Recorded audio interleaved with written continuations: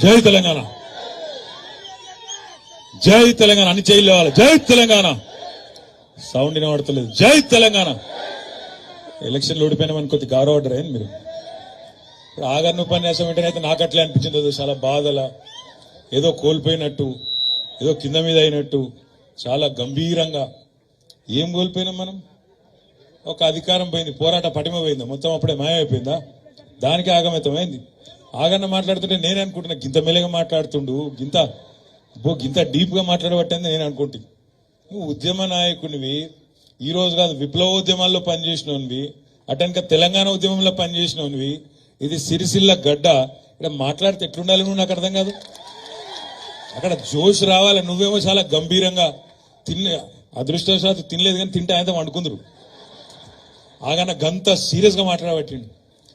ఏం మునిగిపోలేదు, ఏం కాలేదు. వేదిక మీద ఉన్న పెద్దలందరికీ, వేదిక ముందున్న మా తమ్ముళ్లకు, చెల్లెళ్లకు, అన్నలందరికీ, నా గెలుపు కోసం పనిచేసిన ప్రతి ఒక్కళ్లకు పేరు పేరున నా తల వంచి హృదయపూర్వకంగా మీ అందరికీ నమస్కారాలు, మీ అందరికీ కూడా ధన్యవాదాలు కూడా నేను తెలియజేసుకుంటా ఉన్నా. నిజానికి ఇది ఏం విచిత్రమో తెలియదు కానీ ముందుగా మీకు ఒక మాట చెప్పాలి. నేను ఇక్కడ గెలిచి ఇప్పుడు సిరిసిల్లలో మీ అందరి దయతోని 15 ఏళ్ళ. 15 ఏళ్లతోని మరి 15 ఏళ్ల నుంచి ఏం జరుగుతుందో తెలియదు కానీ ఎలక్షన్ రాగానే ఒక పుకారు ఉడుతుంది. కేటీఆర్ అంటోడు ఇక్కడ ఉంటలేడ పీక్తుండట. నేను ఎక్కడికి పోతలేను, నేను మీ దగ్గరనే ఉంటా, రాజకీయాల్లో ఉన్న నాళ్ళు మీ దగ్గరనే ఉంటా, దయచేసి అనుమానం మనసులకెళ్ళి తీసేయండి. ప్రతిసారి నేను చెప్పుడు, ప్రతిసారి ఒక పేపర్ రాసుడు, నేను చెప్పుడు. నేను ఎక్కడికి పోతలేను, నేను ఇక్కడనే ఉంటా. బాధ్యత పెరిగింది కాబట్టి మంత్రిగా అక్కడిక్కడ తిరిగినా, ఇప్పుడు పార్టీ వర్కింగ్ ప్రెసిడెంట్ కాబట్టి అన్ని నియోజకవర్గాలు తిరగాలి కాబట్టి తిరుగుతున్నా. కానీ మిమ్మల్ని తప్పకుండా కంటికి రెప్పలాగా, ఎందుకంటే నాకు జీవితాన్ని ఇచ్చింది, రాజకీయ జన్మనిచ్చింది మీరు సిరిసిల్ల కాబట్టి కంటికి రెప్పలాగా మిమ్మల్ని కాపాడుకునే బాధ్యత నాది. ఆ విషయంలో ఎవరు రాసినా ఎన్ని రాసినా దయచేసి పట్టించుకోకండి, దయచేసి నమ్మకండి. నేను ఎక్కడికి పోతలేను, ఇక్కడనే ఉంటా అనే మాటను మళ్ళొక్కసారి గట్టిగా నొక్కి చెప్తున్నా. ఎవరు రాసినా ఎవరు చెప్పినా పట్టించుకోవద్దని చెప్పి కూడా నేను మీకు విజ్ఞప్తి చేస్తా ఉన్నా. సరే, ఏమైంది? ఇంత ఆగమాగమై ఇంత గావరైతానికి ఏమైనా ఇబ్బంది అయిందా? ఉంటాయి. ఇప్పుడు మనకు గుర్తేంది కారు. మరి కారు మొదలు 14 ఏళ్ళేమో జోరుగా ఉద్యమంలో ఉరికే, ఆ తర్వాత 10 ఏళ్ళేమో జోరుగా 100 స్పీడ్ తోని గవర్నమెంట్ల డెవలప్మెంట్ విషయంలో ఉరికితిమి. 24 ఏళ్ళు ఉరికింది కారు రైమని. ఉరికినాక సర్వీసింగ్ అవసరం పడదా? పడుతుంది.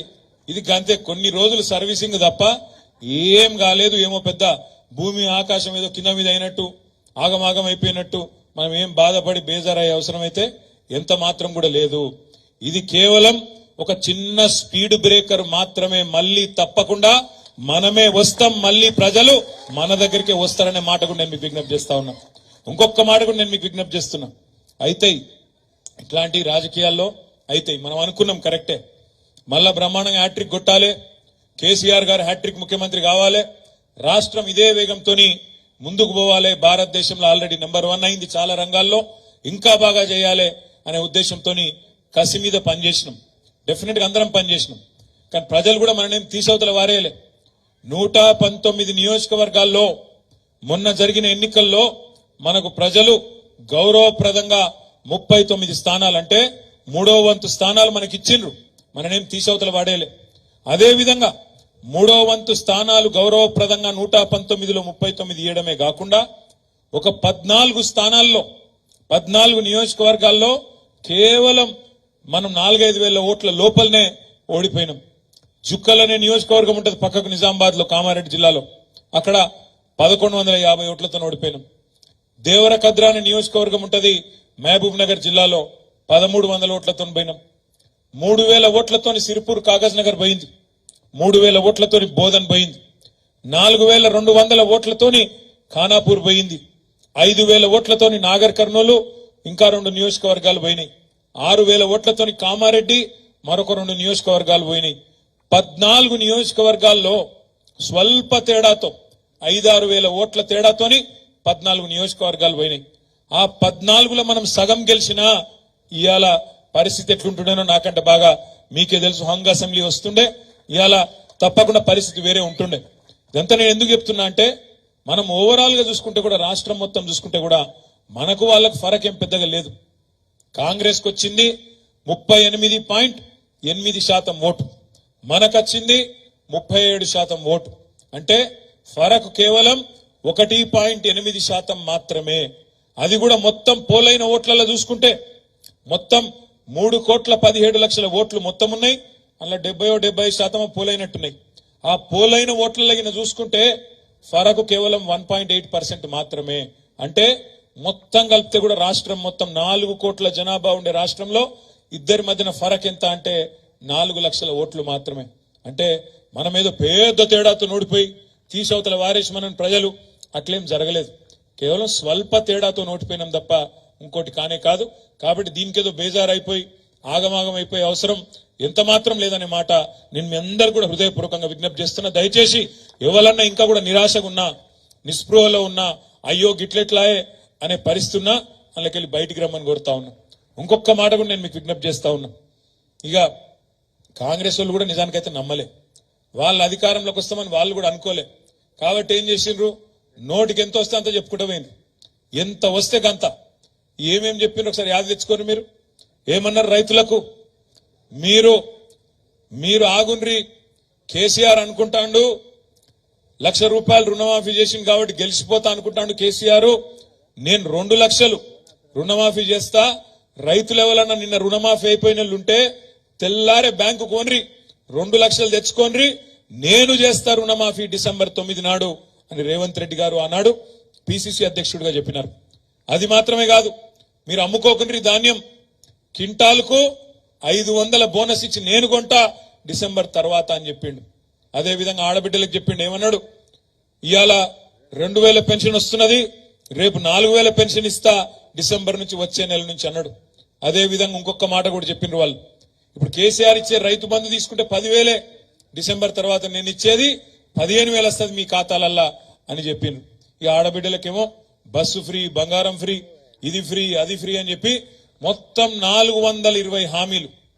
6 గ్యారంటీలు కాదు, మనోళ్ళు తెలిసి తెలియక మాట్లాడుతున్నారు ఆడిడ 6 గ్యారంటీలు అని. వాళ్ళు ఇచ్చిన 6 గ్యారంటీలేమో 100 రోజులలో చేస్తామని, మిగతా 414 హామీలు, 420 హామీలు, 420 హామీలు ఏవైతే కాంగ్రెస్ పార్టీ ఇచ్చిందో నేను నిలబెడతా చేస్తా అని చెప్పి 420 హామీలు. రైతు డిక్లరేషన్ అని, యూత్ డిక్లరేషన్ అని, మైనారిటీ డిక్లరేషన్ అని, ఎస్సీ డిక్లరేషన్ అని, ఎస్టీ డిక్లరేషన్ అని, బీసీ డిక్లరేషన్ అని, యువజన డిక్లరేషన్ అని డిక్లరేషన్ల మీద డిక్లరేషన్లు చేసి మేనిఫెస్టో పెట్టి 420 హామీలు ఇచ్చి ఇవాళ 1.8% తో గెలిచిండ్రు వాళ్ళు. నేను మీ అందరిని ప్రార్థించేది ఒకటే, మనం చేసిన పని ప్రజల అనుభవంలో ఉంది. నాకంటే బాగా మీకే తెలుసు, ఎందుకంటే జనంలో ఉండేది మీరు, తెల్లారు లేస్తే ప్రజలతో మాట్లాడేది మీరు. 50 రోజులైంది నిన్నటి కరెక్ట్ గా కాంగ్రెస్ పార్టీ అధికారంలోకి వచ్చి. ఈ 50 రోజులలో గ్రామాలలో రైతులు ఏమంటున్నారో, గ్రామాలలో ప్రజలేమంటున్నారో నాకంటే బాగా మీకే ఎరుక. ఏమంటున్నారు ఇవాళ? కరెంటు ఓంగనే 1 గంట 2 గంటలు ఏమంటారు ప్రజలు? చూసినావా, కేసీఆర్ చెప్పిందే నిజమైంది. కాంగ్రెస్ ఉంటే కరెంట్ ఉండదని కేసీఆర్ ముందే చెప్పిండు, ఆయన చెప్పినట్టే అయితాంది. చెప్పినట్టు వినకపోతే మీ అనే బాధ ఇలా రైతులు పడతారు. ఫోన్లు చూసుకుంటారు పాపం తెల్లారు లేచి. నీకు పడ్డదా అంటే రైతు బంధు నీకు పడ్డదా, నీకు పడ్డదా అంటే నీకు పడ్డదా. ఈ రోజు వరకు కూడా 2.5 ఎకరాల కంటే ఎక్కువ రైతు బంధు పడలేదు. ఇయాలటికి కూడా ఆ రోజేమో ముఖ్యమంత్రి, ఇప్పుడున్న ముఖ్యమంత్రి ఆనాటి పిసిసి అధ్యక్షుడు రేవంత్ రెడ్డి గారు ఆ రోజు అన్నాడు, కేసీఆర్ బిచ్చమేసినట్టు ఎత్తాడు, రైతు బంధు 10,000 నేనిస్తా 15,000 మీకు అని ఆ రోజు నరికిండు. ఇవాళ ఇప్పటి వరకు నాట్లు పడ్డాయి, ఎక్కడోళ్ళు అక్కడ రైతులు ఒకళ్ళ మొగాలు ఒకళ్ళు చూసుకుంటారు. నీకు పడ్డాదిరా అంటే నీకు పడ్డాదిరా. ఇవాళ పరిస్థితి ఏంది? కేసీఆర్ ఉన్నప్పుడేమో రైతు బంధు ఒకటే వారం రోజుల లోపల 70 లక్షల మంది రైతుల ఖాతాల్లో 7,500 కోట్లు ఒక వారం రోజులు వస్తుండే. ఇలా ఉన్నదా పరిస్థితి? ఒకళ్ళ ముఖాలు ఒకళ్ళు చూసుకొని రైతులు అనుకుంటారు కేసీఆర్ చెప్పింది వాజిబే ఉండే, మనం నమ్మి మోసపోయినాం, ఆగమైనమనే మాట రైతుల్లో ఉన్న మాట వాస్తవం అయితే గట్టిగా చప్పట్లతో మీరు చెప్పాలని చెప్పి నేను కోరుతా ఉన్నా. ఒక రైతులే కాదు, ఇవాళ ఒక రైతులే కాదు, మార్పు కావాలి అని చెప్పి ఓటేసిన వాళ్ళందరూ నెత్తినోరు కొట్టుకుంటాను. ఇవాళ నేను నిన్న హైదరాబాద్ లో ఒక మీటింగ్ పోయిన, జూబ్లీహిల్స్ లో మీటింగ్ పోతే ఆడ కొద్దిగా ట్రాఫిక్ జామ్ అయితే ఆయన బయటకు వచ్చి ఆటో ఎక్కి తెలంగాణ భవన్ పోయినా, మన పార్టీ ఆఫీస్ పోయేటప్పుడు ఆ తమ్ముడి పేరు శాతం రమేష్. ఆటో డ్రైవర్ పేరు మాట్లాడుకుంటూ ముచ్చట పెట్టుకుంటూ పోయినా ఏం సంగతి అని. ఏం రమేష్ అన్న మరి ఏం సంగతి అంటే ఏం చెప్పమంటావే, ఆలేరు నియోజకవర్గం బతుకు తెరువు కోసం హైదరాబాద్కి వచ్చిన మూటకొండూరు అనేది మా ఊరాడ, నాకు 2 పిల్లలు, నాచారం కాడు ఉంటా, 25 ఏళ్ళకెళ్ళి నడుపుతున్న ఆటో. మరి ఇవాళ నా పరిస్థితి మార్పు అని ఆయనతో మా కొంపనే ఉచ్చుకున్నారు వీళ్ళందరూ కలిసి. మాకు ఇవాళ 6.5 లక్షల మంది ఆటోలు నడుపుకునే అన్నలు తమ్ముళ్ళు మేమందరం రోడ్డు మీద పడే పరిస్థితి వచ్చింది. ఇదివరకు రోజుకు 1000, 1500 సంపాదించుకుంటుంటే ఇవాళ నాకు రోజుకు 500-600 కూడా వస్తలేదు. ఈఎంఐ ఎట్లా కట్టాలి, ఇల్లు కిరాయి ఎట్లా కట్టాలి, పిల్లల ఫీజులు ఎట్లా కట్టాలి తెలియక గౌరవనీయులు పెద్దలు వినోద్ కుమార్ గారికి ఒకసారి చప్పట్లతో అందరం కూడా స్వాగతం పలుకుదాం. మన కాబోయే కరీంనగర్ ఎంపీ గారికి గట్టిగా చప్పట్లు కొట్టాలి దయచేసి. రండి వినోద్, ఇక్కడ రండి. అయితే ఆ తమ్ముడు అన్నాడు రమేష్ అన్నా, మరి ఫీజులు, ఇల్లు కిరాయ, ఆటో ఈఎంఐ ఈ అన్నిటి మీదకెళ్ళి మళ్ళా ఆ డీజిల్ రేట్లు పెంచిండు మోడీ గారు, అన్నింటిని తట్టుకొని ఎట్లా బతకాలనో అర్థమైతే లేదన్నా. ఈ ఫ్రీ బస్ వచ్చినాక ఆగమైపోయినామన్నాడు. ఫ్రీ బస్సు పట్ల నాకేం ఇబ్బంది లేదు, మంచిదే ఫ్రీ బస్సు. కానీ ఇవాళ ఏం జరుగుతున్నదో ఫ్రీ బస్సు వల్ల ఒక్కసారి మీరు చూడాలని చెప్పి నేను కోరుతున్నా. కళలో కూడా అనుకోలేనాడు అట్లాంటి దృశ్యాలు చూస్తామని. ఎట్లా కనబడుతున్నాయి ఫ్రీ బస్సు కోసం ఇవాళ మహిళా సోదరి మనులు ఆ డ్రైవర్ ఎక్కే దర్వాజలకే లెక్కుతున్నారు, బస్సుల ఆ కిటికీలకే లెక్కుతున్నారు. ఇక ఫ్రీ బస్సులనైతే చెప్పలేని లొల్లైతాంది, కొట్టుకుంటాన్రు, చెప్పులు తీసి కొట్టుకున్నారు. మొన్న ఒక అడిగా చెప్తే బాగుండదు ఇసాంటి అని. చూస్తాను వీడియోలు మీరన్నీ చూసిండ్రా. ఒక దిక్కేమో ఇట్లా మహిళా సోదరి మనులు వాళ్ళ అవస్థలు పడతాను, సీట్లు దొరకక.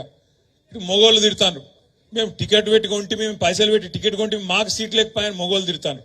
ఇక్కడ మహిళలు తిడతాను, అవగాహన లేకుండా ఆలోచన లేకుండా ఎక్కుండ్రి అని ఎక్కిపిస్తాను. అందులోనేమో సీటు దిక్కులేదు, 50 మంది కూర్చునే బస్సులో 150 మంది కూర్చుంటారు. ఇదేం పరిస్థితి అని చెప్పి మహిళలు బాధపడతారు. బస్సు నడిపేటోళ్ళు ఉంటారు, డ్రైవర్లు, కండక్టర్లు, వాళ్ళు. ఇంకో దిక్కు ఈ ఆర్టీసీకి అద్దెకిచ్చేటోళ్ళు ఉంటారు, బస్సులు హైర్ బస్సులు ఇచ్చేటోళ్ళు, వాళ్ళు బాధపడతారు. 50 మంది ఎక్కితేనేమో డీజిల్ తక్కువ కాలుతుంది, 100 మంది ఎక్కితే ఎక్కువ కాలుతుంది కదా. వాళ్ళు హైర్ బస్సులు పోయి మొన్న పొన్నం ప్రభాకర్ అన్నకు అదే విధంగా అక్కడ ఆర్టీసీ ఎండి గారికి చెప్పుకున్నారు, అయ్యా ఇట్లయితే నడవది, మీరు మా రేటు పెంచాలే, లేకపోతే మా బస్సులు కూడా తీసేస్తాం పెట్టమని వాళ్ళు అంటాను. ఇవతల ఆటో వాళ్ళు లబోదిబోమని వీళ్ళు అంటాను. నిన్న తమ్ముడు రమేష్ చెప్పిండు నాకు, అన్నా వీళ్ళు అన్నారు మేము ఆటో డ్రైవర్ అని ఆదుకుంటామన్నారు, నెలకు 1000 రూపాయలు ఇస్తామన్నారు. నెలకు 1000 రూపాయలు సరిపోదన్నా, నెలకు 10,000 రూపాయలు ఇచ్చినట్టు చేయండి, జర గట్టిగా మాట్లాడండి ప్రభుత్వం తరఫున, మీరు ప్రభుత్వంతోని అని కూడా ఆ తమ్ముడు మాట్లాడిండు. సరే 10,000 ఇస్తారా, 5,000 ఇస్తారా, ఎన్ని ఇస్తారో ఈ ప్రభుత్వాన్ని నేను రిక్వెస్ట్ చేస్తా ఉన్నా, డిమాండ్ చేస్తా ఉన్నా. మీరు ఆ మహిళా సోదరి మనుల కోసం పెట్టిన బస్సును స్వాగతిస్తున్నాం, తప్పులేదు. కానీ బస్సుల సంఖ్య కూడా పెంచండి, మహిళలకు కూడా ఇబ్బంది పెట్టకండి, డ్రైవర్లు కండక్టర్లను కూడా ఇబ్బంది పెట్టకండి. ఓ దిక్కు బస్సులు పెంచండి, మరో దిక్కు రోడ్డు మీద పడుతున్న రెక్కాడితే గాని డొక్కాడని మా ఆటో అన్నలను తమ్ముళ్లను కూడా కాపాడండి అని చెప్పి కూడా మీరిచ్చిన మాట ప్రకారం నిలబెట్టుకోండి అని చెప్పి కూడా నేను ఈ ప్రభుత్వానికి డిమాండ్ చేస్తా ఉన్నా. నేను ఇంకొక మాట కూడా అడుగుతా ఉన్నా ఈ ప్రభుత్వాన్ని, ఏదైనా పని చేస్తే దాని ఇంకొక ప్రణాళిక ఉండాలి, ఒక వ్యూహం ఉండాలి. ఎటువంటి ఏదో ఆగమాగం పెడితే కాదు. ఇవాళ ఈ ఒక్క పథకంతోని మేమేదో అమలు చేసినాం, 6 గ్యారంటీలలో ఒక గ్యారంటీ అంటారు, కానీ ఒక్క గ్యారంటీ కూడా నిజానికి మొత్తం అమలు చేయలే. 6 గ్యారంటీలలోనే 13 హామీలు ఉన్నాయి. 13 హామీలు ఉన్నాయి. మహిళలకు ఇచ్చిన మాట మహాలక్ష్మి అన్నారు, మహాలక్ష్మిలో 3 ఉన్నాయి. 6 గ్యారంటీలల్లా మొత్తం 13, ఒక్క మహిళలకు ఇచ్చిన దానిలో 3. మహాలక్ష్మిల నెలకు ప్రతి మహిళకు ఎంత ఇస్తా అన్నారు? 2,500 ఇస్తా అన్నారు. 500 రూపాయలకే సిలిండర్ ఇస్తా అన్నారు. 3వది ఫ్రీ బస్ అన్నారు. అట్లా మొత్తం 6 గ్యారంటీలల్లా 13 హామీలు ఉన్నాయి. ఇవాళ నేను గౌరవ ముఖ్యమంత్రి గారిని, ప్రభుత్వాన్ని డిమాండ్ చేస్తా ఉన్నా ఈ వేదిక ద్వారా, మీకు మేము టైం ఇవ్వాలి, మాకు ఎరికే, మాకు కూడా తెలుసు. మాకు మా నాయకుడు కేసీఆర్ గారు చెప్పినారు, ఈ ప్రభుత్వం కొత్త ప్రభుత్వం, మనం కూడా టైం ఇవ్వాలి, 100 రోజులు ఓపిక పట్టాలి, తొందర పడద్దు. వాళ్ళు కూడా కొత్తగా వచ్చిన వాళ్ళు కుర్చీ చదువుకోవాలి, అన్ని చూసుకోవాలి, చూసుకున్నాకనే మరి కొత్త సంసారం కాబట్టి టైం ఇవ్వాలని చెప్పిండు. మేము అట్లే ఉన్నాం. మన పార్టీ ఓడిపోయిన నాడు డిసెంబర్ 3 నాడు మన ప్రభుత్వం మరి దిగిపోవాల్సి వచ్చిన నాడు కూడా నేను ప్రెస్కు మాట్లాడిన ఆ రోజు నేనే చెప్పిన, నిర్మాణాత్మకమైన ప్రతిపక్షంగా ఉంటామని చెప్పిన. ఖచ్చితంగా ఈ ప్రభుత్వానికి సహకరిస్తాం, మాకు తెలంగాణ ముఖ్యం, తెలంగాణ ప్రయోజనాలు ముఖ్యం కాబట్టి తప్పకుండా ప్రజల పక్షాన నిలబడతాం. నిన్న మొన్నటి దాకా ప్రజలు మాకు 2 సార్లు అధికారం ఇచ్చినారు. వాళ్లకు సర్వదా రుణపడి ఉంటాం, ఎప్పటికీ రుణపడి ఉంటాం. 2 సార్లు అవకాశం ఇచ్చిండ్రు, దానికి ధన్యవాదాలు. ఈరోజు కొత్త పాత్ర ఇచ్చిండ్రు, మాకు ప్రతిపక్ష పాత్ర ఇచ్చిండ్రు. దానిలో కూడా రాణిస్తాం, దానిలో కూడా పనిచేస్తాం, ఏం నిరాశ పడతలేమని చెప్పి కూడా నేను ఆ రోజు చెప్పిన. కానీ ఏం జరిగింది, మనం అసెంబ్లీకి పోయినాం. 3 రోజులైనాక అసెంబ్లీ పెట్టిండ్రు. మేము నిజానికి చాలా మర్యాదగా ఉండాలి అని చెప్పి స్పీకర్ గారు ఎలక్షన్ అని పిలిస్తే పోయి సంతకాలు కూడా పెట్టినాం. స్పీకర్ ఎన్నిక ఏకగ్రీవం చేయాలని చెప్పి మన పార్టీ నాయకులు, మన అధ్యక్షులు కేసీఆర్ గారు చెప్తే మన ఎమ్మెల్యేలు అందరినీ తీసుకొని పోయి ఒక 10 మందిని మేము కూడా సంతకాలు పెట్టి కాంగ్రెస్ పార్టీ అభ్యర్థి స్పీకర్ కావడానికి, ఏకగ్రీవంగా కావడానికి కూడా సహకరించిన ఆ ఇంగితం మాకుంది. తెల్లారి అసెంబ్లీ పెట్టిండ్రు. మీరు పెట్టంగానే అందులో గవర్నర్ గారి ప్రసంగం పెట్టిండ్రు. ఇక గవర్నర్ గారి ప్రసంగం అయితే దారుణం. ఒక కాంగ్రెస్ కార్యకర్త గల్లీలో మాట్లాడిన దానికంటే హీనంగా ఉండే ఆ ప్రసంగం. నోటికొచ్చిన మాటలు. 10 ఏళ్లు కేసీఆర్ మొత్తం ఖరాబ్ చేసిండు, తెలంగాణను నాశనం బట్టి ఇచ్చిండు, అప్పుల పాలు చేసిండు, రాష్ట్రం దివాలా తీసిండు అని దివాలాకోరు మాటలు మాట్లాడితే ఆ రోజు కడుపు మండి అసెంబ్లీలో మీ బిడ్డగా సిరిసిల్ల ప్రజాప్రతినిధిగా అసెంబ్లీలో ఆ రోజు ప్రభుత్వానికి చెప్పిన, నేను 10 ఏళ్లలో ఏం జరిగిందో చెప్పిన. ఆ తర్వాత తెల్లారి ఇంకొక ఆర్థిక శాఖ మీద శ్వేతపత్రం అని పెడితే హరీష్ రావు గారు మాట్లాడింది. తర్వాత విద్యుత్ శాఖ మీద పెడితే మన జగదీష్ రెడ్డి గారు మాట్లాడింది. 3 రోజులు అసెంబ్లీ నడిస్తే 3 రోజులు మన పార్టీ తరఫున మనం కూడా సమాధానం చెప్పినాం. మంచిగానే సమాధానం చెప్పినామా? మంచిగా చెప్పినామా లేదా? పెట్టినాం. మరి మీరు ఒక్కసారి ఆలోచించుండ్రి, కేసీఆర్ గారు పంపిన 3 సైనికులే గట్ల మాట్లాడితే కేసీఆర్ వస్తే ఎట్లుంటుందో ఒక్కసారి ఆలోచన చేయండి అసెంబ్లీకి. ఎందుకు చెప్తున్నా అంటే, పాపం ముఖ్యమంత్రి గారు బాధ చెప్పుకుంటాడు మొన్న ఏదో ఇంటర్వ్యూలో, టీవీ ఇంటర్వ్యూలో. అరే నేను కొత్తగా వచ్చినా కూర్చున్నా, ఇక కుర్చీ చదువుకోలేదు చక్కగా, కుర్చీ అటు ఇటు చూసే లోపలనే బావబామర్దులు ఇద్దరు వచ్చి అటోసే ఇటోసే వాయిస్తాండ్రు అని చెప్పుకుంటాడు పాపం బాధ. మరి మాతోనే గిట్లుంటే నీకు రేపు మా నాయకుడు కేసీఆర్ రంగంలో దిగితే ఎట్లుంటదో ఈ ప్రభుత్వానికి ఒక్కసారి ఆలోచించుకోమని చెప్పి నేను కోరుతా ఉన్నా. ఎందుకంటే కేసీఆర్ గారు నిజంగా కూడా నేను చెప్తున్నా, రూలింగ్ లో కంటే గవర్నమెంట్ల కంటే ఆపోజిషన్ లోనే కేసీఆర్ చాలా డేంజరస్. ఎందుకంటే అద్భుతంగా చీల్చి చెండాడడంలో, ప్రజల పక్షాన గొంతు విప్పడంలో, ప్రజల పక్షాన ప్రశ్నించడంలో కేసీఆర్ కంటే పదునైన గొంతు బహుశా భారతదేశంలోనే ఎక్కడా లేదు. ఇవాళ ఈయన మాట్లాడుతాడు ముఖ్యమంత్రి, 100 మీటర్ల కింద దొక్కుతాడు బీఆర్ఎస్ ను. ఒక ఆయననేమో 100 మీటర్ల కింద దొక్కుతా అంటుండు రేవంత్ రెడ్డి. ఇంకొక ఆయనేమో ఇక్కడ మన ఎంపీ ఉన్నాడు కరీంనగర్ బండి సంజయ్, కుల్లా చెప్తుండ ఆయన, మనం కొట్లాడుకుంటూ కాదు, కాంగ్రెస్ బీజేపీ కొట్లాడుకుంటూ కాదు, బీఆర్ఎస్ గింతంత మిగిలిందిగా, ఆయనతో బీఆర్ఎస్ ను ఖతం చేయాలి, మనం కొట్లాడుకోవద్దు, మనం కలిసి ఉండాలి అని బండి సంజయ్ కుల్లా మాట్లాడుతుండే. చూసిరా లేదా? మీరు చూసిరా లేదా? భోజనం ఉన్నది కొద్ది గట్టిగా తెలుసు, మీరు భోజనం టైం అయింది నాకు ఎరికే, అందుకే ముందు మాట్లాడుతున్నా, తర్వాత మిగతా సోదరులు మాట్లాడతారు. నేను ఎందుకంటున్నా అంటే, ఇంత ఓపెన్ గా ఇంత బాహాటంగా మనం కలిసే ఉందాం అని బండి సంజయ్ ఒక దిక్కు, ఈయననేమో 100 మీటర్ల లోపల బొంద పెడతా అంటుండు. ఆయన 3 మీటర్లు కూడా లేడు. ఆయన అంటే మనం 100 మీటర్ల లోపల బొంద పెడతాడట. ఆయన 3 ఫీట్లు కూడా లేడు. ఆయన 100 మీటర్ల లోపల బొంద పెడతాడట. నేను రేవంత్ రెడ్డి గారికి ఒకటే చెప్తున్నా, రేవంత్ రెడ్డి గారు ఈ పిచ్చి మాటలు, ఈ ప్రగల్భాలు నీకంటే ముందు మీ గురువర్యులు మాట్లాడిండు. వాళ్ళ గురువర్యుల పేర్లు ఎందుకు తీగాని, నీ గురువు మాట్లాడిండు, ఇంతకంటే ముందు ఉన్న పెద్ద పెద్ద తీస్మార్కాన్లు మాట్లాడిండు. నీకంటే ముందు కేసీఆర్ ను తొక్కుతాం, బొంద పెడతాం, ఈ గులాబీ జెండా కనబడకుండా చేస్తాం అని చాలా పెద్ద పెద్ద తీస్మార్కాన్లు మాట్లాడినరు. ఆ తీస్మార్కాన్లతోనే కాలేదు, నీలాంటి బుడ్రఖాన్తో ఏమవుతుంది అనే మాట నేను ఈ సందర్భంగా విజ్ఞప్తి చేస్తా ఉన్నా. నీ అసొంటోళ్ళు మస్తుగా వస్తారు పోతారు. కాలం కలిసి వస్తే వానపాములు కూడా నాగుపాములై బుసలు కొడతాయి. కాలం కలిసి వచ్చింది, తాంత గారెల బుట్ల పడ్డట్టు పడ్డావు. ఇలా ప్రజలకు తెలుసు నువ్వు ప్రజలు ఎన్నుకున్న ముఖ్యమంత్రి కాదు. ఢిల్లీ ద్వారా మేనేజ్మెంట్ కోటాలో ఢిల్లీని మేనేజ్ చేసుకొని మాణిక్యం ఠాగూర్ కు 50 కోట్లు ఇచ్చి వీని చెవుల ఊది వాని చెవుల ఊది నలుగురు నువ్వు పోగేసుకొని ఢిల్లీకి వెళ్ళి ఆడికెళ్ళి మేనేజ్మెంట్ తీసుకొని తెచ్చుకున్న పదవి తప్ప ప్రజలందరూ కలిసి కూడబలుకొని నిన్నేం ఎన్నుకోలేదు. ముమ్మాటికి ఎన్నటికీ నువ్వు కేసీఆర్ గారి కాలు గోరుకు కూడా సరిపోవు రేవంత్ రెడ్డి అని నేను మాట నేను విజ్ఞప్తి చేస్తా ఉన్నా. ఇది నేనేదో వేరే ఉద్దేశంతో చెప్తలేను, ఒకటే మాట గుర్తుపెట్టుకోండి. ఇవాళ నిజంగా కూడా కేసీఆర్ అనే నాయకుడు లేకపోతే, ఈ గులాబీ జెండా లేకపోతే తెలంగాణ ఎక్కడిది? ఆ తెలంగాణ రాష్ట్రానికి వచ్చే ఈ పదవులు, ముఖ్యమంత్రి ఉప ముఖ్యమంత్రి పదవులు ఎక్కడి? ఆలోచించుకో రేవంత్ రెడ్డి గారు మాట్లాడే ముందు అనే మాట నేను విజ్ఞప్తి చేస్తా ఉన్నా. ఇంకొక మాట కూడా మీ అందరికి నేను విజ్ఞప్తి చేస్తున్నా.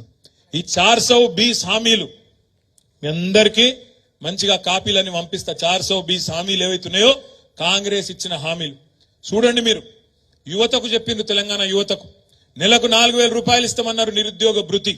ఇలా తప్పించుకునే ప్రయత్నం చేస్తున్నారు. తప్పించుకోనియద్దు. యువత తరపున మనం అడగాలి. 100 రోజుల్లో ఇస్తామన్నారు, ఏడవైంది అని అడగాలి. మా ఆడబిడ్డలు ఇలా ఎదురు చూస్తున్నారు. మహాలక్ష్మి 1,57,00,000 మంది ఆడబిడ్డలు ఎదురు చూస్తాను. ఎందుకు? 18 ఏళ్లు నిండిన ఆడబిడ్డలందరూ నెలకు 2,500 రూపాయలు ఎప్పుడొస్తాయి మా ఖాతాల్లో అని ఎదురు చూస్తా ఉన్నారు. కానీ రేవంత్ రెడ్డి గారు ఏం చేస్తున్నారు? ప్రభుత్వం ఏం చేస్తున్నది? వాళ్ళు ఒకటే ఎజెండా పెట్టుకున్నారు. రోజొక్క కొత్త కథ పుట్టియాలి. మీడియాలో రోజొక్క కొత్త కథ పుట్టియాలి. మేడిగడ్డలో అవినీతి, ఇక్కడ అవినీతి, అక్కడ అవినీతి. అధికారం మొత్తం నీ చేతుల్లోనే ఉంది కదా. ఎక్కడ అవినీతి ఉందో మేము వద్దంటలేం కదా. మేమే డిమాండ్ చేసినాం అసెంబ్లీలో. అవినీతి జరిగిందంటున్నావు కదా, ఎంక్వైరీ ఏయి, తప్పు ఎవరు చేసినారో చర్య తీసుకో దమ్ముంటే అని చెప్పి మనమే డిమాండ్ చేసినాం. ఆ విషయంలో వెనుకకు పోము, పక్కా వెనుకకు పోము. ఎక్కడ అవినీతి ఉంటే అక్కడ చర్య తీసుకో, మాకు అభ్యంతరం లేదు.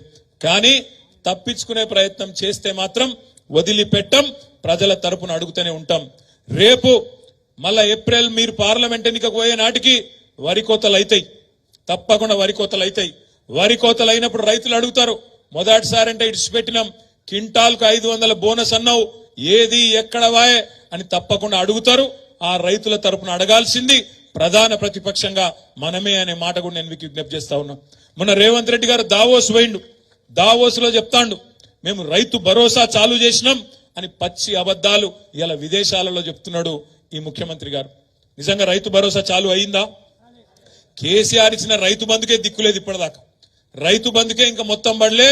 రైతు బంధుకే దిక్కులేదంటే విదేశాలకు పోయి మాత్రం రైతు భరోసా చాలు చేసినా నేను ఇవాళ పంటకు 7,500 రూపాయలు ఇస్తున్నా అని చెప్పి పచ్చి బోగస్ మాటలు ఇవాళ ముఖ్యమంత్రి గారు మాట్లాడుతూ ఉన్నారు.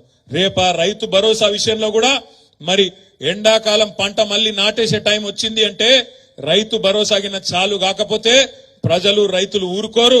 ఆ రోజు పంట కోతల టైంకు బోగస్సు ఈ బోనస్ ఇయ్యక మళ్ళీ బోగస్ మాటలు చెప్తే తప్పకుండా నీ పార్టీని ఊచకోతకొస్తారు రైతులు అనే మాట కూడా ఈ సందర్భంగా నేను మీకు విజ్ఞప్తి చేస్తా ఉన్నా.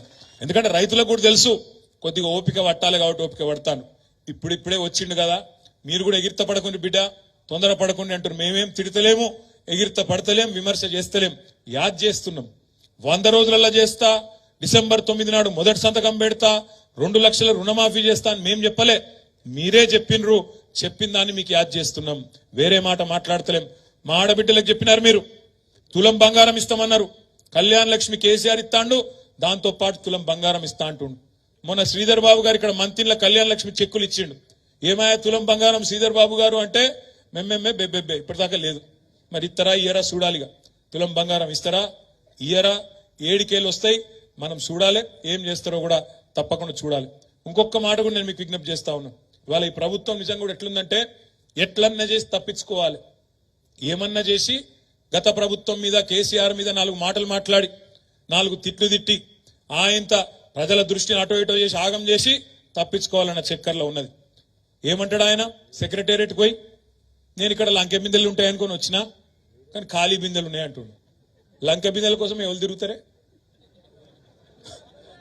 లంకె బిందెల కోసం ఎవరు తిరుగుతారు? ఏడ తిరుగుతారు? పాడుబడ్డ గుట్టలల్లా, పాడుబడ్డ గుళ్ళల్లా, పాత గడిలల్లా అలా పోయి తవ్వుతా అంటారు. ఆ గడపార పట్టుకొని తటపార తీసుకొని అర్ధరాత్రి పోయి దొంగసాటుకు పోయి తవ్వుతుంటారు. అయ్యా రేవంత్ రెడ్డి గారు, మీరు వినండి జాగ్రత్తగా. మీకు పాపం ఇదివరకు ఎన్నడూ మంత్రిగా పనిచేసిన అనుభవం లేదు, ఎన్నడూ ప్రభుత్వంలో ఉన్న అనుభవం లేదు కాబట్టి నువ్వు అనుకున్నట్టున్నావు సెక్రటేరియట్ కిందేమో బిందెలు ఉన్నాయి తవ్వుకుంటా అని. సెక్రటేరియట్లో లంకె బిందెలు ఉన్నాయి నాయన, ఆడ కంప్యూటర్లు ఉంటాయి, పేపర్లు ఉంటాయి, పనిచేసేందుకు అధికారులు ఉంటారు. వాళ్ళందరితో కూర్చోబెట్టి ఇచ్చిన హామీలు ఎట్లా నెరవేరుస్తావో గడిదిక్కు ఆలోచన చెయ్యి. లంకె బిందెల కోసం తవ్వుడు, అర్ధరాత్రి తిరుగుడు, ఇంకేడుకో పోయి ఏమేమో ప్రయత్నాలు చేసుడు బంద్ చేయి. అట్లాంటివి ఏమి ఉండయి ప్రభుత్వంలో, తెలుసుకో అనే మాట కూడా నేను మీకు విజ్ఞప్తి చేస్తా ఉన్నా. ఎందుకంటే ఇట్లాంటి వాళ్ళు ఎన్నెన్ని మాటలు చెప్పి ఒకసారి చూడు. ఆ 420 హామీల లిస్టు చూస్తేనైతే మనం చక్కెర వచ్చి పడిపోతాం. అందుకే నేను మిమ్మల్ని కోరేది, ఈ ప్రభుత్వం నోటికి ఎంత వస్తే అంత చెప్పి అలవిగాని హామీలు ఇచ్చి ఇలా తప్పించుకునే ప్రయత్నంలో భాగంగా కేసీఆర్ ఇట్లా చేసిపోయిండు, అప్పుల పాలు చేసిపోయిండు, ఇది చేసిపోయిండు, అది చేసిపోయిండు అని మాట్లాడుతున్నాడు. కేసీఆర్ ఏం చేసిండో ప్రజలకు తెలుసు. 200 రూపాయల పెన్షన్ ను 2000 రూపాయలు చేసినోడు కేసీఆర్. 500 రూపాయల పెన్షన్ ను దివ్యాంగులకు 4000 రూపాయలు చేసింది కేసీఆర్. ఇదివరకు దేశంలో ఎన్నడూ లేని విధంగా రైతులకు 73,000 కోట్ల రూపాయలు వాళ్ళ ఖాతాలో రైతు బంధు రూపంలో టైంకి ఇచ్చింది కేసీఆర్. భారతదేశం మొత్తంలో 24 గంటలు ఉచితంగా విద్యుత్ ఇచ్చింది ఒకే ఒక్క నాయకుడు రైతులకు, కేసీఆర్. ఇవాళ మా సోదరులు నేతన్నలు సిరిసిల్లలో ఉన్నారు. మీకు కూడా నేను ఒక మాట ఇస్తా ఉన్నా, మీ అందరికీ నేను మాటిస్తా ఉన్నా. ఇవాళ బెదిరిస్తున్నారట కాంగ్రెస్ వాళ్ళు. మీరు కేటీఆర్ కోటేసిరు కదా, మీకు ఆర్డర్లు ఇస్తామా, చూసుకుంటాం అంటున్నట. నేను కూడా మీకు మాటిస్తున్నా, అవసరమైతే సిరిసిల్ల ప్రజల ప్రతినిధిగా, సిరిసిల్ల ప్రజాప్రతినిధిగా మొత్తం 39 మంది ఎమ్మెల్యేలు అవసరమైతే రాష్ట్ర ప్రభుత్వాన్ని దిగ్బంధం చేస్తాం, నిర్బంధిస్తాం, వాళ్ళని సవాల్ చేసి తప్పకుండా సిరిసిల్లలో నేతన్న ప్రతి నేతన్నను కాపాడుకుంటాం. మీరెవ్వరికి కూడా భయపడవలసిన అవసరం లేదు. అక్కడేదో కొత్తగా ప్రభుత్వంలోకి వచ్చినంత మాత్రాన మేమేదో రాజులం, జాగీర్దారులం, మేమేదో పెద్దవాళ్ళం, సుల్తాన్లం అనుకుంటే నడవది. ప్రజల కోసం నడవాలి తప్ప, ప్రజల కోసం ప్రభుత్వం పనిచేయాలి తప్ప మేం పగబడతాం, ఓటేయకపోతే ఊకోము అనే లైన్లో బెదిరిస్తే ఎవరు బెదిరిపోవాల్సిన అవసరం లేదు. అక్కడక్కడ సరే బెదిరిపోయేటోళ్ళు కూడా కొంతమంది ఉంటారు. అధికారం పోయి 50 రోజులు కాలే, అక్కడ ఇక్కడ కొంతమంది నాయకులు తత్తరపడుతున్నారు.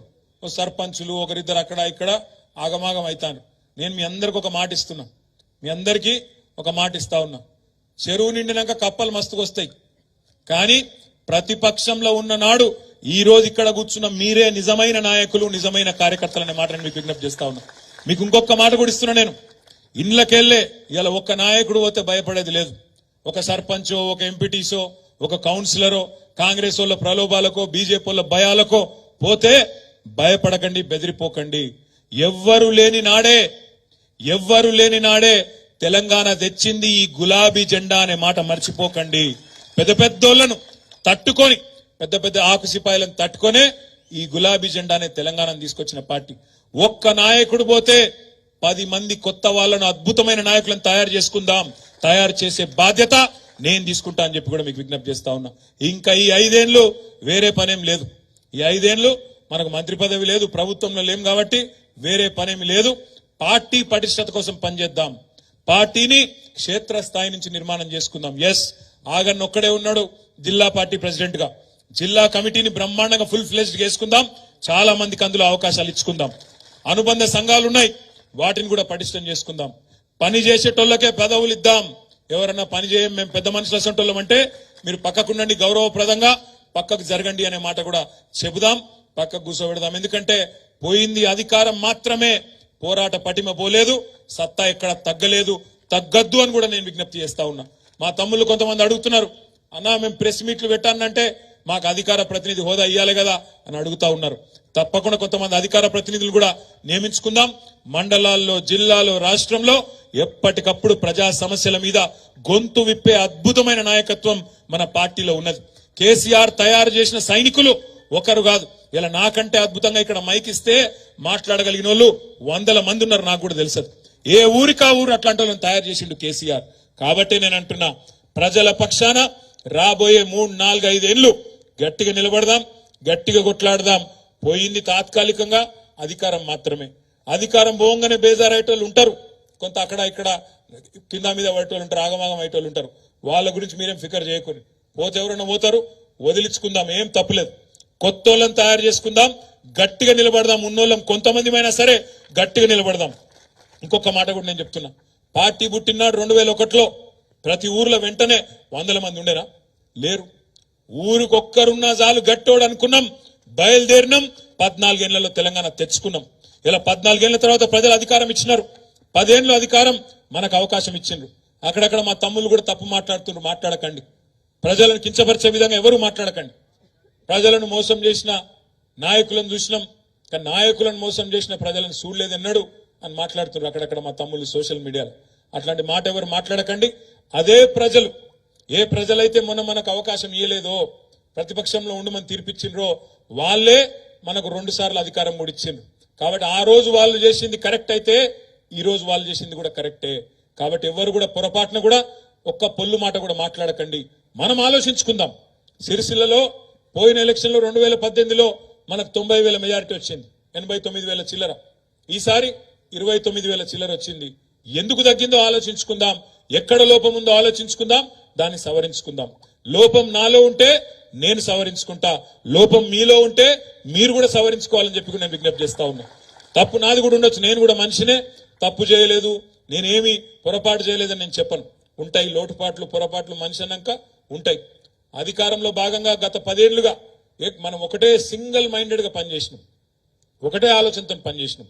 ఎట్టి పరిస్థితుల్లో మన రాష్ట్రం పేరు నిలబడాలి, కష్టపడి తెచ్చుకున్న రాష్ట్రం భారతదేశంలోనే టాప్ కావాలి, నెంబర్ 1 కావాలని చెప్పి బ్రహ్మాండంగా ఆనాడు అధికారంలో ఉన్నప్పుడు 10 ఏళ్ల పాటు నిర్విరామంగా పనిచేసినాం.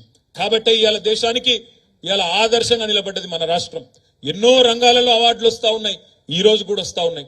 నిన్నగాక మన మున్సిపల్ డిపార్ట్మెంట్ కు బ్రహ్మాండమైన అవార్డులు స్వచ్ఛ సర్వేక్షణలో, మళ్ళా కూడా పోయిన సంవత్సరానికి సంబంధించిన అవార్డులన్నీ మొన్ననే ఈ కొత్త ప్రభుత్వం వచ్చినాక ఇచ్చినారు. అంటే ఈ రకంగా చెప్పుకుంటూ పోతే ఎన్నో విజయాలు ఉన్నాయి. నేను మిమ్మల్ని ప్రార్థించేది, మీతో కోరేది ఒకటే, ఈ సంవత్సరం మొత్తం ఎలక్షన్లు ఉన్నాయి. ఒక వినోద్ కుమార్ గారి ఎలక్షనే కాదు, వరుసగా ఆ తర్వాత మీ ఎలక్షన్లే ఉన్నాయి. వరుసగా దీంతో అయిపోగానే, వినోదన్ ఎలక్షన్ అయిపోగానే పంచాయతీ ఎన్నిక ఉంటుంది, పంచాయతీ ఎన్నిక అయిపోగానే మున్సిపల్ ఎలక్షన్ ఉంటుంది, మధ్యలో సొసైటీ ఎలక్షన్ ఉంటుంది, జిల్లా పరిషత్ ఎలక్షన్ ఉంటుంది. నేను మీ అందరికి ఒకటే మాటిస్తా ఉన్నా, మీరు నా కోసం ఎంత కష్టపడ్డారో నాకు తెలుసు. ఒక్కొక్కరు సిరిసిల్లలో కౌన్సిలర్లు కానీ, గ్రామాల్లో సర్పంచ్లు, ఎంపీటీసీలు కానీ, జెడ్పీటీసీలు, ఎంపీపీలు కానీ, గ్రామ శాఖల అధ్యక్షులు, ఏ పదవిలో లేకపోయినా కార్యకర్తగా, నాయకుడిగా నా మీద ప్రేమతో, కేసీఆర్ మీద ప్రేమతో, ఈ గులాబీ జెండా మీద ప్రేమతో కష్టపడ్డ వాళ్ళు ఒకరిద్దరు కాదు, వేల మంది మీరు కష్టపడితేనే ఇవాళ ఇంతమంది మేము 39 మంది ఎమ్మెల్యేలు అయినాం. మాకు తెలుసు లక్షల మంది మీ కష్టం ఉంది, ఇలా 39 మందికి పదవులు వచ్చినాయంటే. అందుకే నేను మీకు ఇచ్చే మాట ఏంటంటే, రేపటి రోజున ఈ ఎన్నికల సంవత్సరంలో ఎన్నో ఎన్నికలు రాబోతున్నాయి కాబట్టి, నా ఎన్నిక అయిపోయినప్పటికీ రేపటి రోజున మీ ఎన్నికల్లో మీకంటే ఎక్కువ కష్టం నేను పడతా, మీకోసం నేను తిరుగుతా, అన్ని రకాలుగా మీకు అండగా నిలబడి మిమ్మల్ని గెలిపించుకుంటా అనే మాట కూడా నేను మీకు విజ్ఞప్తి చేస్తా ఉన్నా.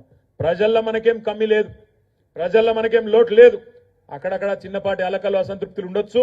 తాత్కాలికంగా అవతలోళ్ళు పాల పొంగులాగా చూపెట్టిన కొన్ని ఆశలకు ఆశ పడచ్చు. వీళ్ళు 2 సార్లు ఇచ్చినాం కదా, వాళ్ళకు ఒక్కసారి ఇస్తే ఏంది అనే ఒక ఆలోచన రావచ్చు. తప్పేం కాదు, అప్పుడప్పుడు జరుగుతాయి అట్లాంటి.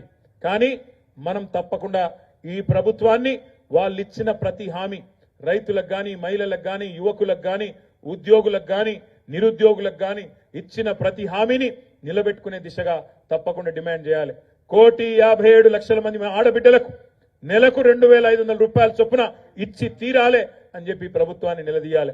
సంవత్సరానికి 5 లక్షల మందికి ఇండ్లు ఇస్తామన్నారు, ఇందిరమ్మ ఇండ్లు తప్పకుండా ఇచ్చేదాకా ఎంబడబడాలి. 4,000 నిరుద్యోగ భృతి ఇస్తామన్నారు, ఇచ్చేదాకా ఎంబడబడాలి. బీసీ సబ్ ప్లాన్ అన్నారు, పెట్టమని చెప్పి డిమాండ్ చేయాలి. మైనారిటీ సబ్ ప్లాన్ అన్నారు, పెట్టమని చెప్పి డిమాండ్ చేయాలి. వాళ్ళు ఇచ్చిన 420 హామీలు ఏ ఒక్కటి కూడా తప్పకుండా ఆ పుస్తకాన్ని పట్టుకొని మనం గల్లీ గల్లీలో చర్చ పెట్టాలి, ప్రజలను జాగరూకులను చేయాలి. అందుకే నేను మిమ్మల్ని అందరినీ కోరేది, ఏమీ నష్టం జరగలేదు. కొద్దిగా మనకు కూడా బ్రేక్ దొరికింది అనుకోండి, కార్ సర్వీసింగ్ చేసుకుందాం, మళ్ళా రోడ్ ఎక్కుదాం, మళ్ళా తొక్కుడు దొక్కితే 100 స్పీడ్ తోని మళ్ళా తప్పకుండా అధికారంలోకి తీసుకొచ్చే నాయకత్వం, శక్తి, సత్తా మీకుంది, మనకుంది. మనం ఏం కూడా బేజారు కావాల్సిన అవసరం లేదు. ఇవాళ పార్లమెంట్ ఎన్నికల్లో ఒక్క మాట మీరు ఆలోచన చేయండి. ఇవాళ వినోద్ కుమార్ గారు మన అభ్యర్థిగా ఎట్లా పనిచేసినరో, గతంలో ఎంపీగా 2014 నుంచి 19 వరకు మీ కళ్ళ ముంగట్నే ఉంది. గత 10 ఏళ్లుగా కేంద్రంలో మోడీ గారి ప్రభుత్వమే ఉన్నది. ఈ 10 ఏళ్లలో 2 ఎంపీలుగా పనిచేసినారు మన కరీంనగర్ నియోజకవర్గానికి. మొదటి 5 ఏళ్లు వినోద్ కుమార్ గారు 2014 నుంచి 19 దాకా పనిచేసినారు. 19 నుంచి 24 వరకు మన ఎంపీ బండి సంజయ్ గారు పనిచేసినారు. వీళ్ళిద్దరి పనితీరు ఎట్లుందో ఒక్కసారి మీరే బేరీ చేసుకోవాలని చెప్పి నేను కోరుతా ఉన్నా. వినోద్ కుమార్ గారు ఎంపీగా ఉన్నప్పుడు పార్లమెంటులో 110 చర్చల్లో పాల్గొన్నాడు. 550 ప్రశ్నలు మన తెలంగాణ తరపున, మన కరీంనగర్ తరపున, మనందరి తరపున గొంతు విప్పి బలంగా అక్కడ కేంద్ర ప్రభుత్వాన్ని ప్రశ్నించిండు. 10 ప్రైవేట్ మెంబర్ బిల్లులు పెట్టిండు వినోద్ కుమార్ గారు. మరి అదే బండి సంజయ్ గారు, ఆయన 5 ఏళ్లలో ఎంపీగా ఒక్క పార్లమెంట్ చర్చలో పాల్గొనలేదు. వినోదన్న 550 ప్రశ్నలు అడిగితే ఆయన 50 ప్రశ్నలు అడిగిండు. వినోదన్న 10 ప్రైవేట్ మెంబర్ బిల్లులు పెడితే ఆయన పెట్టింది గుండు 0. అసలు బండి సంజయ్ కుమార్ గారు కనీసం ఇంతవరకు ముఖం చూపెట్టని గ్రామాలు కాదు మండలాలు కూడా ఎన్నో ఉన్నాయి.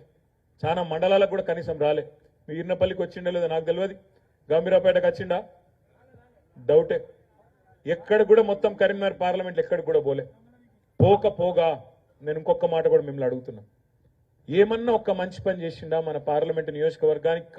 కనీసం ప్రజలకు పనికొచ్చే ఒక్క మంచి పని, ఒక గుడి తెచ్చిండా కొత్తగా, లేదా ఉన్న గుడికి పైసలు తెచ్చిండా? వెమ్లవాడ రాజన్ ఉంటాడు ఇక్కడనే, కొండగట్టు అంజన్ ఉన్నాడు, ఇల్లందకుంటల రాముల వారు ఉన్నాడు, ఒక్క పైస తెచ్చిండా వాళ్ళకు? తెల్లారు లేస్తే ఈ రోజు ఏం వారం, ఈ రోజు ఏం దేవుడు అంటాడు, కానీ ఒక్క పైసా నరేంద్ర మోడీ దగ్గర ఇంత పతార ఉంటే, పలుకుబడి ఉంటే ఒక్క పైస తెచ్చిండా గుడికి? ఏ గుడికి ఒక్క పైస తేలే. దాంతో పాటు ఒక బడి తెచ్చిండా? పోని నవోదయ పాఠశాలలు ఇవ్వాలి. కొత్త జిల్లాలు ఏర్పడితే మన సిరిసిల్లకు కూడా నవోదయ పాఠశాల ఇచ్చేది ఉండే, ఇచ్చిండా? తెచ్చిండా? తేలే. ఆఖరికి కేసీఆర్ గారు ఆనాడు పార్లమెంట్ సభ్యుడిగా ఉన్నప్పుడు రైలు మంజూరు చేయించిండు హైదరాబాద్ నుంచి కరీంనగర్ కు, వయా సిద్దిపేట, సిరిసిల్ల, వేములవాడ మీదకెళ్లి, బోయిన్పల్లి మీదకెళ్లి కరీంనగర్ కు పోయేందుకు రైలు మంజూరు చేయించిండు 2005-6లో. 18 ఏళ్ళ. మరి వినోద్ కుమార్ గారు ఉన్నప్పుడు కోషిష్ చేసిండు, కొద్ది గుంజుకొచ్చిండు. 18 తర్వాత మొత్తం ఆగిపోయింది పని, ఎందుకంటే పట్టించుకోలేదు. ఇప్పుడున్న ఎంపీ గారు సిరిసిల్ల, వేములవాడ, బోయిన్పల్లి, చొప్పదండి మీదకెళ్లి కరీంనగర్ పోయే రైలును ఎన్నడూ పట్టించుకోలేదు. మరి రైలుదేలే, బడిదేలే, గుడిదేలే, ఒక్క ఊరికి పోలే, ఒక్క మనిషికి కనవాళ్లే. ఆయనకుండే ఎంపీ ల్యాడ్స్ ఉంటాయి 5 కోట్లు ఎంతో ఉంటాయి, 5 కోట్ల 10 కోట్లు, ఇప్పుడు 5 కోట్లు. ఎక్కడైనా 5 పైసలు పెట్టిండో లేదో సిరిసిల్లలో నాకైతే తెరకలేదు. ఒక్క ప్రభుత్వ కార్యక్రమంలో పాల్గొనలేకపోయిన 5 ఏళ్లలో, ఒక్కటంటే ఒక్క జాగల. నేను పిలిచిన ఒకసారి అకీంపేటలో కలిసిండే, రాష్ట్రపతి గారిని ఆహ్వానించే టైంలో కలిసి చెప్పిన, ఎంపీ సాబ్ దొరుకుతలేవు, జర రా, అప్పుడప్పుడు అధికారిక కార్యక్రమాల్లో రా అని చెప్పిన. ఎన్నడూ కనవడలే. మరి ఎందుకు నామోషో ఏందో తెలియదు, కానీ ఎన్నడూ కూడా కనవడలే. కానీ తెల్లారు లేస్తే మాత్రం కేసీఆర్ని తిట్టడంలో మాత్రం ఫస్ట్. నేను అడుగుతున్నా, కేసీఆర్ని తిట్టుడు తప్ప, నోటికొచ్చిన మాటలు మాట్లాడుడు తప్ప, అమిత్ షా చెప్పులు మోసుడు తప్ప నువ్వు చేసిన పనేంది 5 ఏళ్లలో ఎంపీగా? ఒకసారి చెప్పి మళ్ళీ ఒక్కసారి ఓట్లు అడగాలని చెప్పి నేను కోరుతా ఉన్నా. మాట్లాడుతూ ఆయన అంటూ, నేను మొన్న కరీంనగర్లో మాట్లాడినా, మేము ధర్మం కోసం పనిచేసే వాళ్ళం, మమ్మల్ని అంటావా కేటీఆర్ నీకు అహంకారం ఎక్కువ అని తిట్టిండు. అరే ధర్మం కోసం పనిచేసేది ఉంటే మఠం పెట్టుకోవాలి భయ్, మఠం పెట్టుకోవాలి, ఆశ్రమం పెట్టుకోవాలి, పని చేయాలి. నేను అద్దంటలేను, నువ్వు మంచోనివే నేను కాదంటలేను, పని చేయి కాదంటలేను. కానీ పార్లమెంటు మెంబర్గా ఉన్నప్పుడు, ప్రజాప్రతినిధిగా ఉన్నప్పుడు ప్రజలకు కావాల్సిన పనులు చేయాలనా వద్దా? ప్రజల హక్కులు, ప్రజల సమస్యలు ప్రస్తావించాలనా లేదా పార్లమెంట్లో?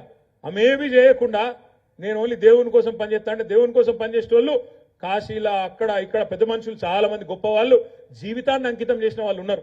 నువ్వు అట్లా ఓదలుచుకుంటే పో, నాకేం అభ్యంతరం లేదు.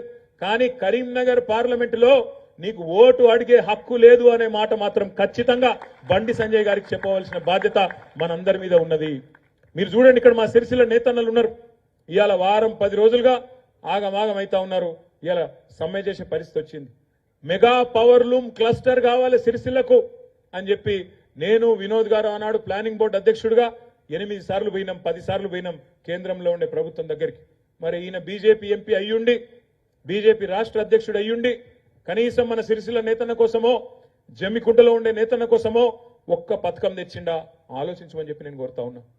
ఇవాళ దేవుడి పేరు మీద ఓట్లు అడగడం కాదు బండి సంజయ్ గారు, మీకు గుర్తు చేస్తా ఉన్నా, మీకంటే ఎక్కువ భక్తి మాకుంది కాబట్టే, మా నాయకుడు కేసీఆర్ కుంది కాబట్టే మీకంటే బ్రహ్మాండంగా యాదాద్రి దేవాలయం కట్టింది కూడా కేసీఆర్ గారు అనే మాటను విజ్ఞప్తి చేస్తా ఉన్నా. మా గంగుల కమలాకర్ గారు, మా వినోద్ కుమార్ గారు ఇద్దరు కష్టపడి కరీంనగర్ లో తిరుమల తిరుపతి దేవస్థానం వారిని ఒప్పించి 10 ఎకరాల భూమిని కేసీఆర్ గారికి చెప్పి ఇప్పించి 25 కోట్ల రూపాయలతో వెంకటేశ్వర స్వామి గుడి కడుతున్నది కూడా మేము అనే మాట కూడా నేను మీకు విజ్ఞప్తి చేస్తా ఉన్నా.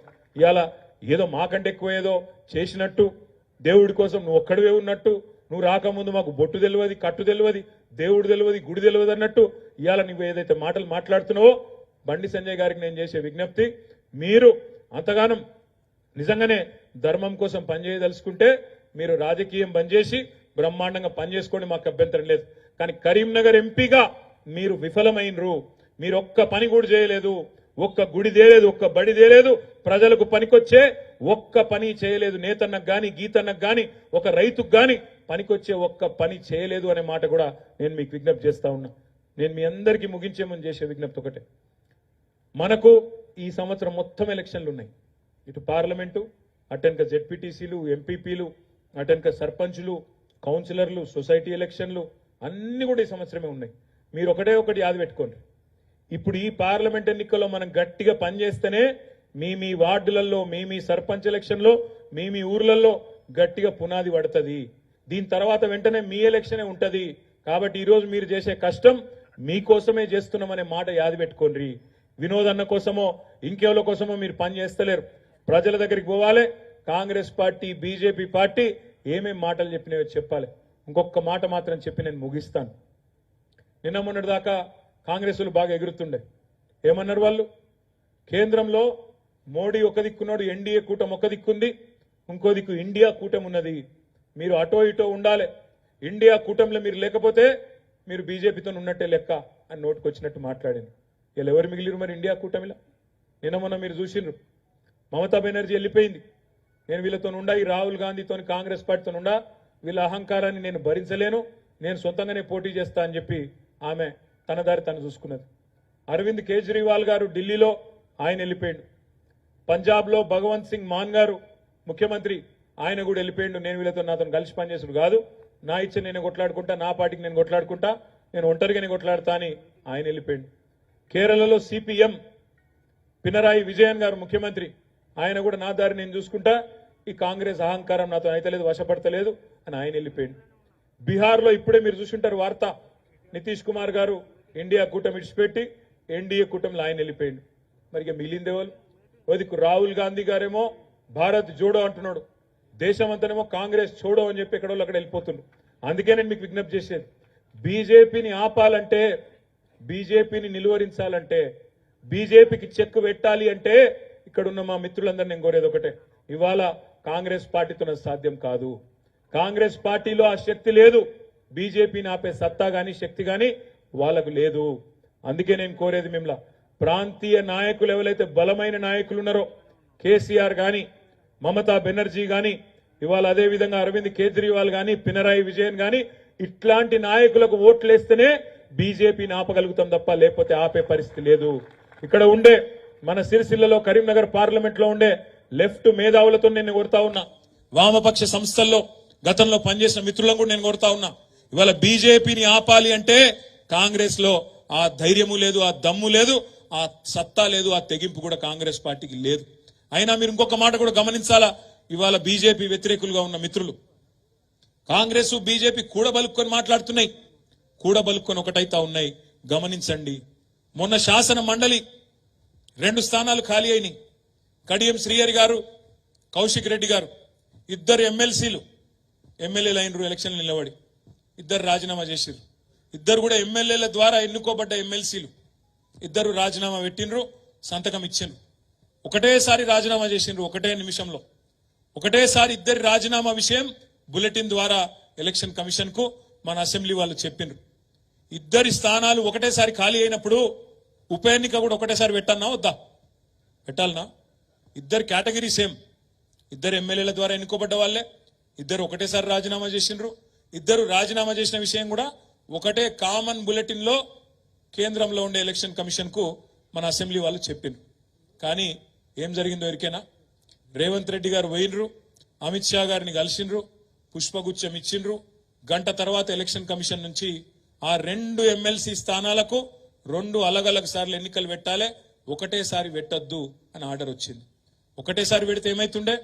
చెరొకటి వస్తుండే కాంగ్రెస్ కు, బీఆర్ఎస్ కు. కానీ 2 అలగలగ పెడితే ఏమైంది? 2 కాంగ్రెస్ కే పోయినాయి. ఇవాళ ఇది పరిస్థితి. కాంగ్రెస్ బీజేపీ అండర్స్టాండింగ్ ఎంత దృఢంగా ఉందో, వాళ్ళ ఫెవికాల్ బంధం, దాన్ని బట్టే మీరు చెప్పచ్చు. నిన్న మీరు చూసిండ్రు, మనం ప్రొఫెసర్ దాసోజు శ్రవణ్ గారు తెలంగాణ ఉద్యమంలో పనిచేసిన మరి మిత్రుడు, మీ అందరికీ సుపరిచితుడు, టీవీలలో చూసే ఉంటారు శ్రవణ్ గారిని. గట్టిగా మాట్లాడతాడు, ఒక ప్రొఫెసరు, చదువుకున్న ఆయన, మంచి వ్యక్తి. సోదరుడు కె సత్యనారాయణ గారు మాజీ ఎమ్మెల్యే, ఎరుకల సామాజిక వర్గానికి సంబంధించి మంచి సంఘ సేవ కూడా చేస్తూ ఉంటారు, సంగారెడ్డి మాజీ ఎమ్మెల్యే. ఇద్దరి పేర్లు మనం 4 నెలల కిందట కేబినెట్ లో తీర్మానం చేసి మన ప్రభుత్వం ఉన్నప్పుడు గవర్నర్ గారికి పంపించినాం. అమ్మ గవర్నర్ గారు, ఇద్దరు మంచి వ్యక్తులను ప్రతిపాదిస్తున్నాం, మీ కోటాలో ఎమ్మెల్సీ చేయమని రిక్వెస్ట్ చేసినాం. ఆమె ఏమని రిజెక్ట్ చేసింది తెలుసా? రిజెక్ట్ చేసింది. ఏమని?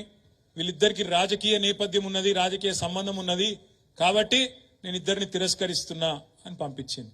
మరి నిన్న కోదండరాం గారు ఒక రాజకీయ పార్టీ అధ్యక్షుడు, ఆయన రాజకీయ పార్టీ కార్యకర్త కాదు, నాయకుడు కాదు, తెలంగాణ జనసమితి అనే రాజకీయ పార్టీ అధ్యక్షుడు. ఆయన పేరు వంపంగానే రేవంత్ రెడ్డి గారు గవర్నర్ గారు కళ్ళు మూసుకొని సంతకం పెట్టింది. మరి ఎవరు ఎవరితో కలుస్తున్నారు, ఎవరు ఎవరితో అంటగాగుతున్నారు, ప్రజలు ఆలోచన చేయాలి. పోయినసారి కూడా కరీంనగర్ లో ఏం జరిగింది, కరీంనగర్ పార్లమెంట్ ఎన్నికల్లో ఆనాడు మ్యాచ్ ఫిక్సింగ్ అయింది కాంగ్రెస్ కు బీజేపీకి. ఆ రోజు కూడా కాంగ్రెస్ ఓట్లన్నీ బీజేపీకి తబాదాలు చేసేటట్టు ఒప్పందం కుదుర్చుకున్నారు. ఇవాళ 4 ఎమ్మెల్సీ సీట్లేమో కాంగ్రెస్ కు వచ్చేటట్టు బీజేపీ సహకరిస్తారు. ఇక్కడ 4 ఎంపీ సీట్లలో డమ్మీ అభ్యర్థులను కాంగ్రెస్ వాళ్ళని పెట్టి కరీంనగర్, నిజామాబాద్, ఆదిలాబాద్, సికింద్రాబాద్ లాంటి ప్లేసుల్లో డమ్మీ కాంగ్రెస్ వాళ్ళని పెట్టి ఆ ఓట్లన్నీ బీజేపీకి మళ్ళించేటట్టు ఇక్కడ ఒప్పందాలు జరుగుతాయి, లోపాకారి ఒప్పందాలు. అందుకే అప్రమత్తంగా ఉండాలి. పోయినసారి జరిగిన మోసం 2019లో ఈసారి జరగవద్దు అంటే గల్లీ గల్లీలో, గ్రామ గ్రామంలో, ప్రతి డివిజన్ లో, ప్రతి బస్తీలో చర్చ పెట్టాలి. వీళ్ళిద్దరు ఏ రకమైన అనైతిక పరమైన లోపాయకారి ఒప్పందం పెట్టుకున్నారో తప్పకుండా ప్రజలకు విడమర్చి చెప్పాలని చెప్పి కూడా నేను మిమ్మల్ని కోరుతున్నా. నాకు తెలుసు మీకు ఆకలి అవుతుంది, మీ ముఖాలు చూస్తుంటే నాకు అర్థమవుతుంది. కాబట్టి ఇంతకంటే ఎక్కువ మీకు ఓపిక పెట్టను, ఓపికకు పరీక్ష పెట్టను. తర్వాత కాంగ్రెస్ పార్టీ యొక్క 420 హామీల పుస్తకాలన్నీ తెప్పించిన మీ అందరికీ డైనింగ్ హాల్ కార్డు ఉన్నాయి. డైనింగ్ హాల్ కార్డుకి పోదాం. ఒక 5 నిమిషాలు ఆగుండ్రి, 5 నిమిషాలు ఆగురి. ఎందుకంటే వినోదన్న మాట్లాడాలి. వినోదన్న మాట్లాడిన తర్వాత ఇంకొక పని చేద్దాం. మండలాల వారీగా మీ సూచనలు, మీ సలహాలు కూడా తీసుకోవాలి. మండలాల వారీగా పైన కూర్చుందాం. ఎందుకంటే ఇంతమందిలో కూర్చున్న దానికంటే ఒక్కొక్క మండలం సమస్యలు ఏ మండలానికి ఆ మండలం ప్రత్యేకంగా ఉంటాయి, ఏ పట్టణం సమస్యలు ఆ పట్టణానికి ఉంటాయి. కాబట్టి మొదలు సిరిసిల్ల పట్టణంతో మొదలు పెట్టుకుందాం. అన్ని మండలాల వారీగా పైన కూర్చొని మంచిగా బ్రహ్మాండంగా మీతో ఒక 4-5 గంటల పాటు టైం